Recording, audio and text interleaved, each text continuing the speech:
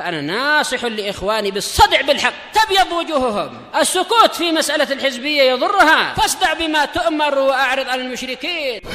سلامي على دماج ورجالها والشيخ يحيى ودار العلم يا سعد بانيها. بسم الله الرحمن الرحيم. الحمد لله والصلاة والسلام على رسول الله وعلى آله وأصحابه ومن والاه أما بعد.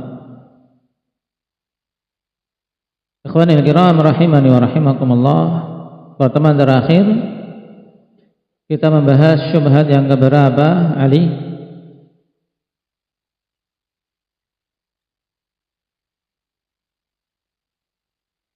Syubhat 36. Baik, berkaitan dengan apa? Talbiyah yang datang dari Umar dan Ibnu Umar. Labbaik Allahumma labbaik wa sa'daik wal khairu fi yadaik. Yang dijadikan dalil oleh para pelaku-pelaku bid'ah bahwasanya salaf pun mengadakan bid'ah. Bagaimana kita menjawabnya? Masih Ali. Baik, kita katakan bahwasanya itu bukan bid'ah dan yang dilakukan oleh Umar dan Ibnu Umar terjadi di masa hidupnya Nabi SAW dan Nabi tidak mengingkari, sehingga itu merupakan sunnah takririyah. Kemudian juga para sahabat yang lain ada yang juga membaca lafaz-lafaz ihlal yang berbeda-beda dan Nabi tidak mengingkari mereka. Baik, walaupun yang lebih utama adalah apa? Menetapi talbiyah Nabi sallallahu alaihi wasallam.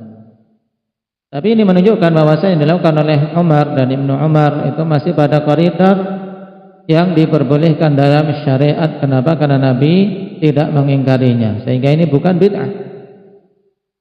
Sebab dilakukan di masa Nabi sallallahu alaihi wasallam. Sekarang kita masuk pada syubhat yang ke-37. Qala Syekhuna Abu Ammar Al-Adani hafizahullah ta'ala. Qala al-Mujiz, orang yang membolehkan peringatan Maulid mengatakan Al-Imam Syafi'i yaqul al-bid'atu bid'atan bid'atun mahmudatun wa bid'atun madmumah. Fama wafaqa sunnata fahuwa mahmud wa ma khalafa sunnata fahuwa madmum.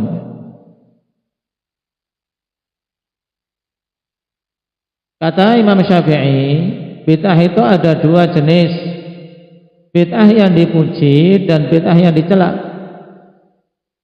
Maka apa yang mencocoki sunnah maka itu yang dipuji, dan yang menyelisih sunnah maka itu yang dicela. Ini menunjukkan adanya bid'ah yang bagus dan bid'ah yang buruk. Ini syubhatnya. Lalu bagaimana kita menjawab?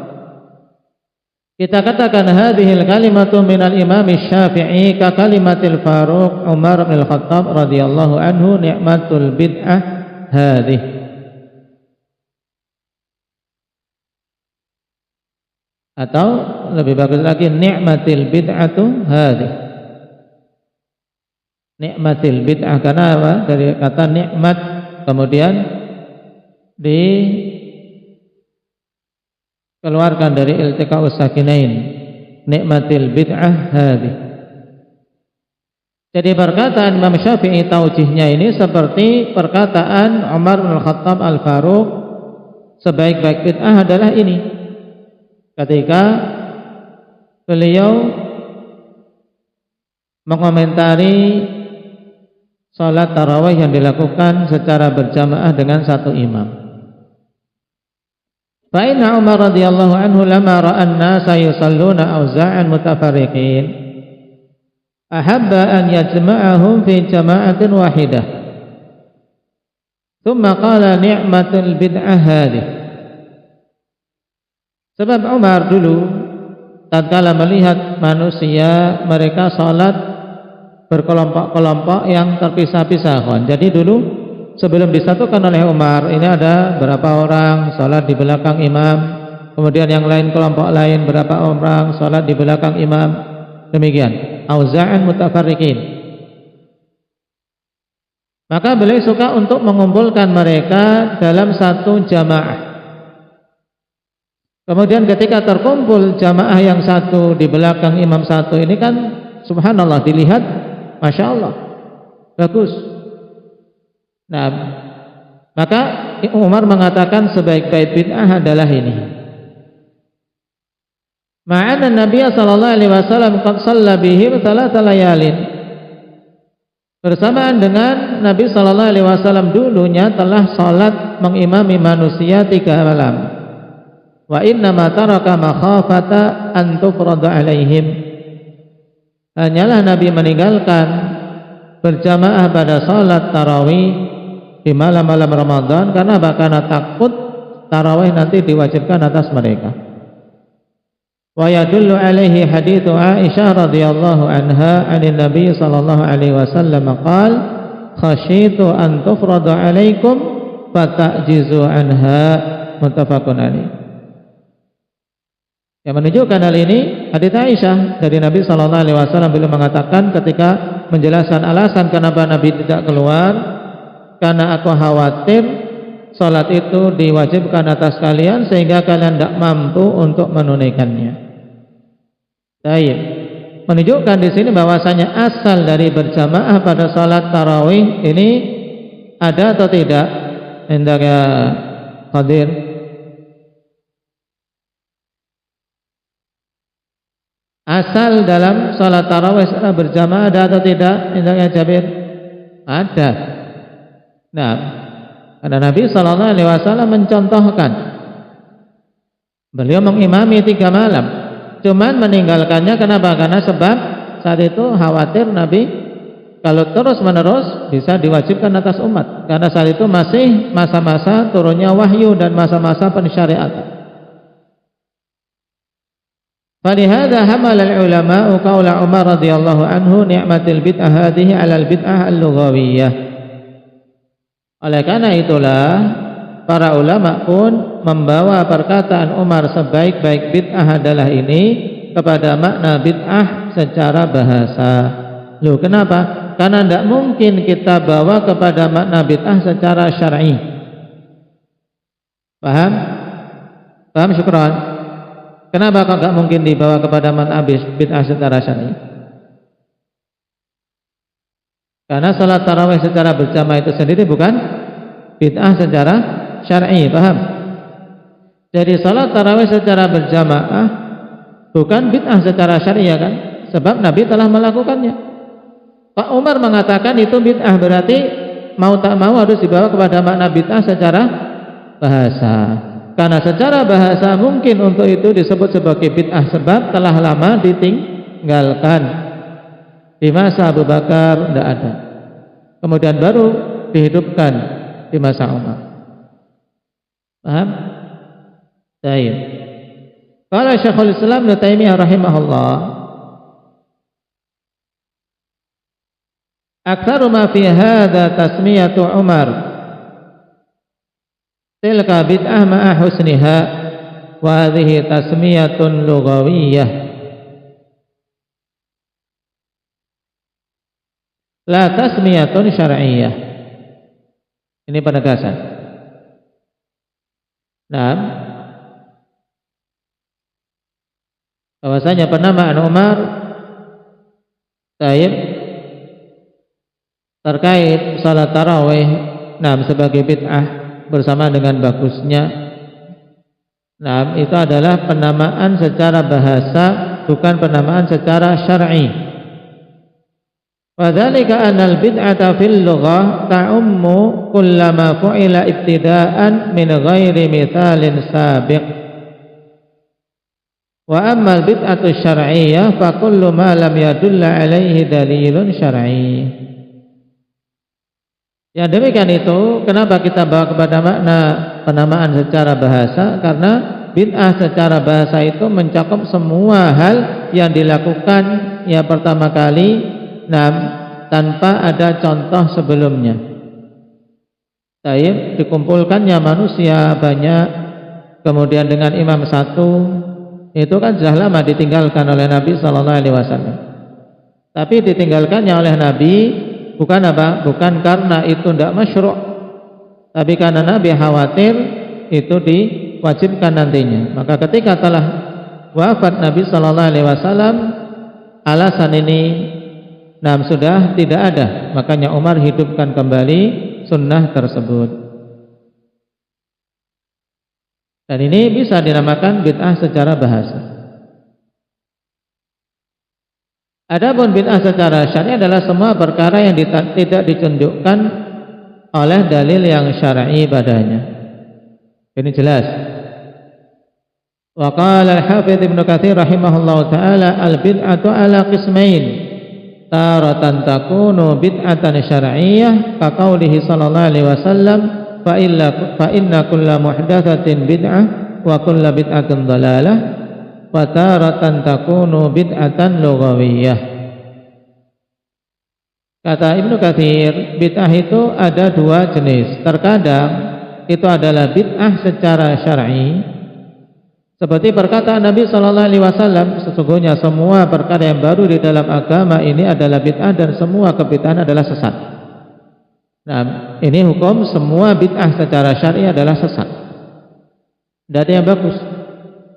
Dan terkadang, itu adalah bid'ah secara bahasa. Jadi ada dua jenis bid'ah, bid'ah secara syar'i dan bid'ah secara bahasa. Contoh lafaz bid'ah secara bahasa, kaqauli Amiril Mukminin Umar bin Khattab radhiyallahu anhu an jam'ihi iyyahum ala salatit tarawih wa istimrarihim.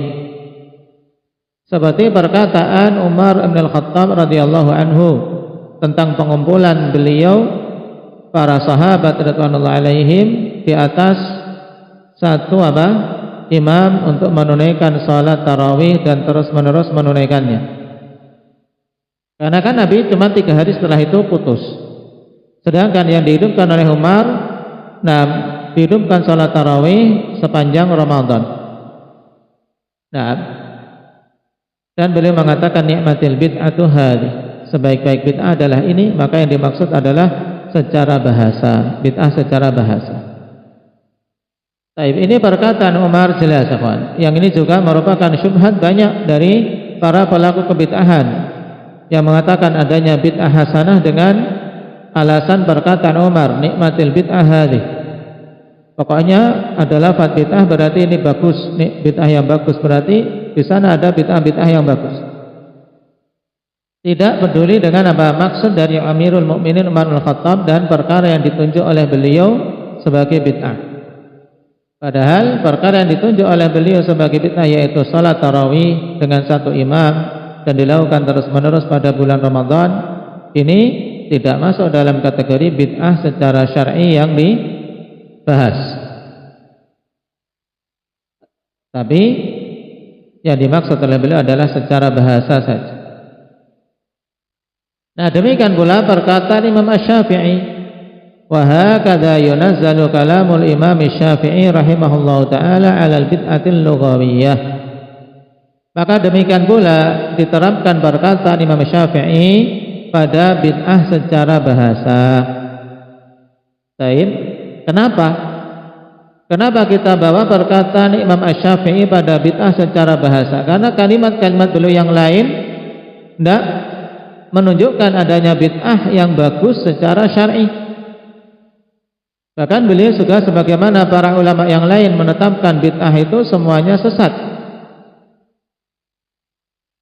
Fala yuqal anna al-Imam Asy-Syafi'i yaqulu bil bid'ati hasanah wa huwa sahibul ibaratil masyhurah man istahsana faqad syara'a. Sebab tidak masuk akal, tidak masuk akal Imam Syafi'i mengatakan adanya bid'ah hasanah secara syar'i. Padahal beliaulah yang mengungkapkan dengan ucapan yang masyhur, man istahsana faqad syarra'. Ini kalimat masyhur dari siapa? Imam Syafi'i. Siapa saja yang istihsan, menganggap baik suatu perkara yang tidak dianggap baik oleh syariat, maka dia telah membuat syariat sendiri. Contoh Jelas ya kawan, ini kalimat sangat bagus. Man istahsana faqad syarra. Istihsan merupakan pintu di antara pintu terbesar diada-adakannya bid'ah. Karena apa? Menganggap baik suatu perkara tanpa timbangan dalil. Nah, orang-orang seperti ini berarti telah membuat syariat sendiri.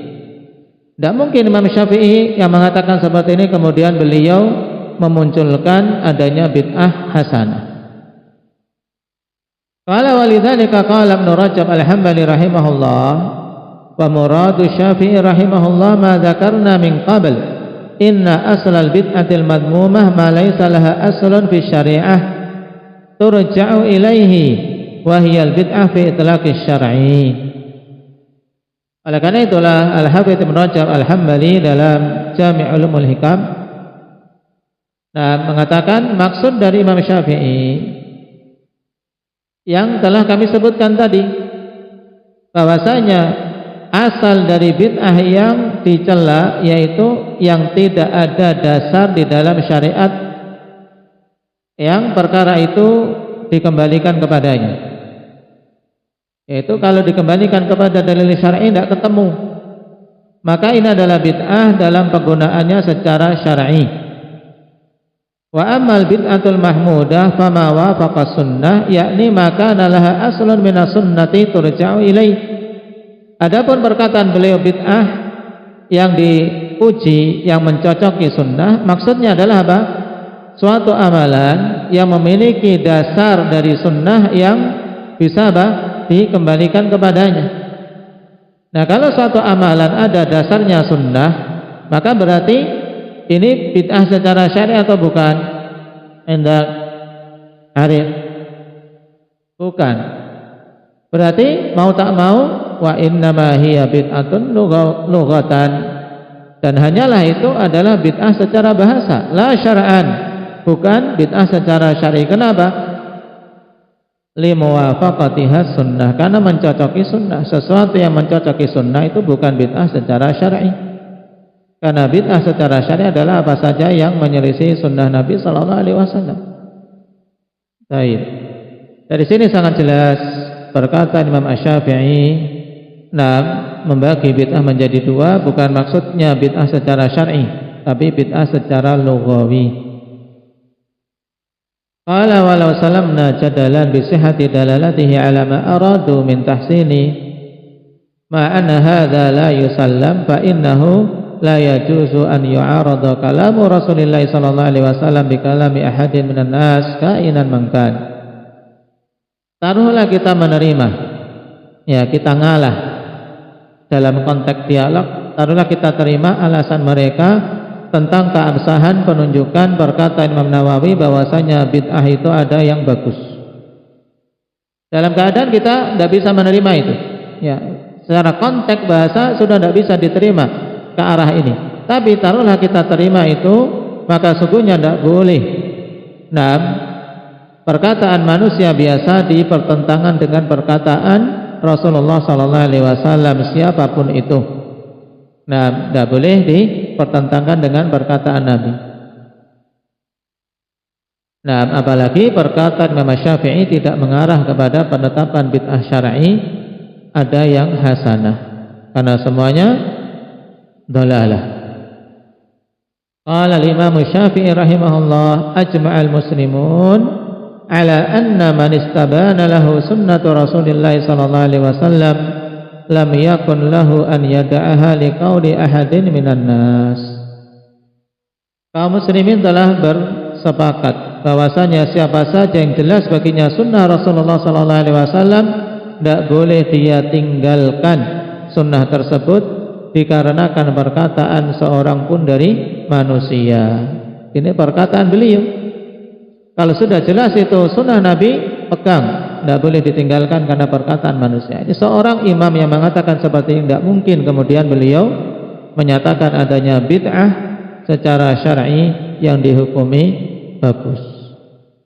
Nah, ini syubhat bisa kita pecah jadi dua, berarti penjelasan perkataan Imam Syafi'i dan juga penjelasan perkataan Umar bin Al-Khattab radhiyallahu anhu. Kedua-duanya jawabannya sama, bahwasanya maksud bid'ah yang dikatakan di situ adalah bid'ah secara bahasa.